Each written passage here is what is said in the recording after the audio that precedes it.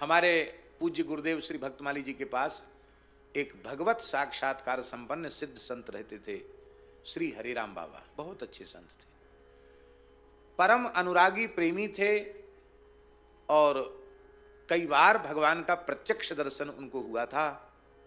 उनकी चित्र छवि पूज्य गुरुदेव भक्तमाली जी के पावन कक्ष में लगी हुई है। सिद्ध संत थे पूज्य श्री हरिराम बाबा जी महाराज।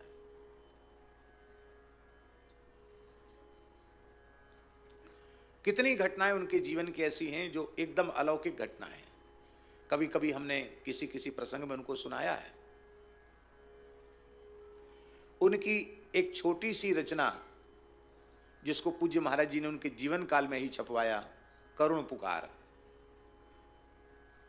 इसमें ये उनकी चित्र छवि है, पुरानी ब्लैक एंड व्हाइट। ये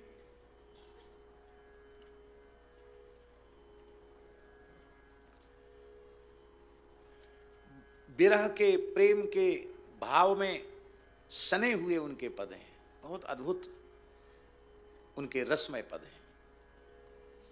थे तो बहुत, लेकिन जितने महाराज जी को उपलब्ध हो सके उतने महाराज जी ने उनको, ये सुरक्षित रह जाएं इसके लिए महाराज जी ने छपा दिया। बाबा अहरनिश नाम जप करते थे, नाम ही उनका प्राण था, और बाहर से व्यवहार इतना कठोर करते थे कि आप समझे नहीं सकें कि महात्मा है। और उनकी स्थिति कैसी थी, कुछ बातें सभा में कहने की नहीं होती हैं, लेकिन फिर भी गुरुजनों की मंगलमयी उपस्थिति में हम अत्यंत विनम्रता पूर्वक निवेदन कर रहे हैं। वो महाराज जी से इतना प्रेम करते थे कि वो आसन तो रखते थे जमुना मंदिर में, पर विश्राम करते थे, ज़्यादा से ज़्यादा स्नान ध्यान करने वहाँ जाते, और बाकी ज़्यादा समय महाराज जी के पास रहते थे, भक्तमाली जी के पास। तब उनका तो आसन छोटी सी जगह में रहता था, महाराज जी का सामने छोटी जगह, उसी पर हमारा आसन रहता था। तो उसी में वो हम जहाँ लेटते थे वहीं वो लेट जाते थे। अब दूसरी जगह नहीं तो कहाँ जाएं, तो हरिराम बाबा के साथ ही हम लेट जाते थे। फिर कुछ ना कुछ उनका बच्चा पानी ले आ, बच्चा ये काम कर दे, वो तो उनकी सेवा भी, बच्चा पैर दबा दे, कभी पैर भी दबा देते थे। वृद्ध थे। तो हम सोए हुए थे निद्रा में, गंभीर निद्रा में थे, और रात्रि का 1-1:30 बज रहा होगा शायद, और स्वप्न में हमको बहुत दिव्य श्री हनुमान जी का दर्शन हुआ। विशाल काय हनुमान जी हैं, इतने बड़े बड़े, इतने बड़े बड़े, एकदम तपे हुए स्वर्ण की कांति को लज्जित करने वाली बहुत झब्बादार रोमावली है, मणियों से जटित आभूषण हैं, शरीर से बहुत दिव्य प्रकाश निकल रहा है, और हनुमान जी कीर्तन कर रहे हैं, ताली बजा करके कीर्तन कर रहे हैं। उनकी बड़ी बड़ी दाढ़ें, दांत बड़े बड़े, मुकुट धारण किए हुए हैं, बड़ा अद्भुत स्वरूप हनुमान जी का। तो उसको देख करके, बालक ही तो थे हम डर गए, इतने बड़े हनुमान जी, ऐसे डर गए। अरे भीमसेन उनका स्वरूप देख करके डर गए, तो हम क्या हैं, हम तो कुछ भी नहीं है, महाभारत में वर्णन है। तो जैसे ही हम डरे, भयभीत हुए, तो हम तो स्वप्न में ये देख रहे हैं, और पूज्य बाबा सोते बहुत कम थे, ऐसे तकिया के सहारे टिक कर के नाम जप कर रहे थे। उन्होंने तुरंत मेरी छाती पर हाथ फिराया, बच्चा पंडित डर गया? मैंने नेत्र खोले, बच्चा डर गया? आज तुझे साक्षात हनुमान जी का दर्शन हो गया है, देख डरना नहीं, मैं निरंतर राम नाम लेता हूं, हनुमान जी मेरे सामने रहते हैं निरंतर, आज उनकी झलक तुमको मिल गई है, सो जाओ। उसके बाद तो फिर बार बार इस प्रकार की अनुभूतियां शुरू हो गई। ये इसलिए हम निवेदन कर रहे हैं कि उनकी आध्यात्मिक कक्षा ऐसी थी कि उनकी सन्निधि मात्र से एक साधन विहीन व्यक्ति को ऐसी अनुभूति हो गई। ऐसे थे वो, विलक्षण संत थे।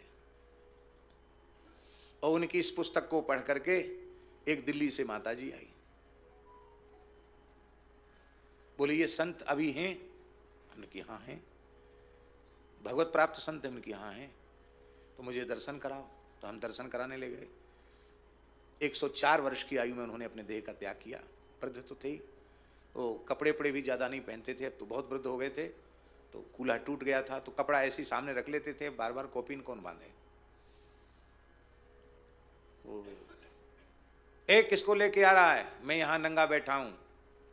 तो उनको कपड़ा डाल दिया। आकर उसने, माता जी ने प्रणाम किया। हम तो सोचते थे शायद कोई सत्संग की बात बताएंगे बाबा जी, पर उसने जब प्रणाम किया तो बाबा बोले, तेरा क्या नाम है? तुतले तो बोलती थे, तेरा क्या नाम है, क्या नाम है? तो उसने अपना नाम बताया। क्या काम करती है? तो उसने कहा छोटी मोटी कोई नौकरी करती हूँ। अच्छा, और कौन कौन है तेरे घर में? बोले मेरे पिताजी जल्दी चले गए थे, घर का भार मेरे ऊपर आ गया, मैंने सब घर संभाला। तो तेरी शादी हुई कि नहीं हुई?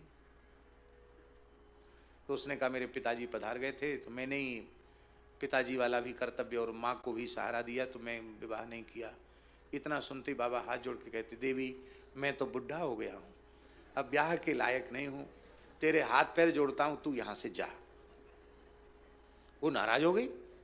बोले आप कैसी बात करते हो, इतने वृद्ध संत होकर के, मैं आपकी बच्ची के समान हूँ, आप कैसी बात करते हो? बाबा बोले तुमको किसी ने बहका दिया है कि मैं साधु हूँ। मैं साधु नहीं हूँ, मैं गुंडा हूँ, गुंडा।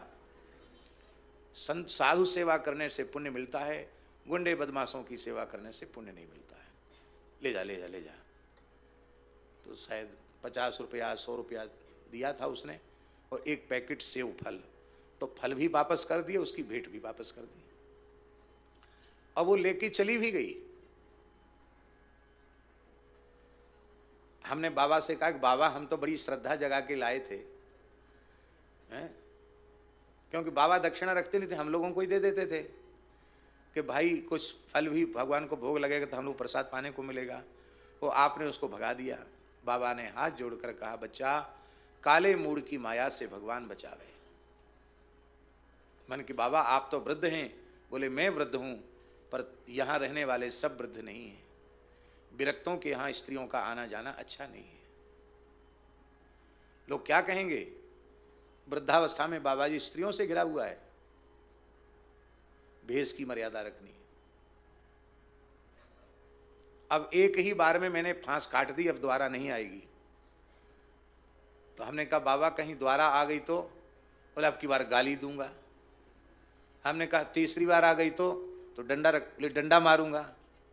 हमने कहा डंडा खा के भी आ गई तो? इतना सुनते ही बाबा रोने लगे। बोले ऐसी श्रद्धा ये संत के प्रति होगी तो भगवान कैसे मिलते हैं उसको साधन बताओ। ये बात हम इसलिए कह रहे हैं, आप कैसे पहचानोगे कि ये संत हैं? इसलिए सबको संत मानो, अपने में संत के लक्षण देखो, हमारे में संत के लक्षण हैं कि नहीं हैं, तो क्यों नहीं है, और उसके लिए हमें क्या करना चाहिए, क्या लक्षण हैं संतों के। तितिक्षवः कारुणिका सुहृदः सर्वदेहिनां अजात शत्रवः शांता साधवः साधुभूषणा।